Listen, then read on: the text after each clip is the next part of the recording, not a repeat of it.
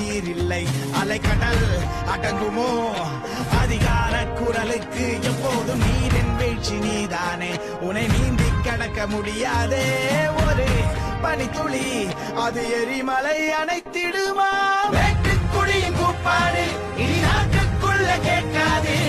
இன முகவரி அது இனி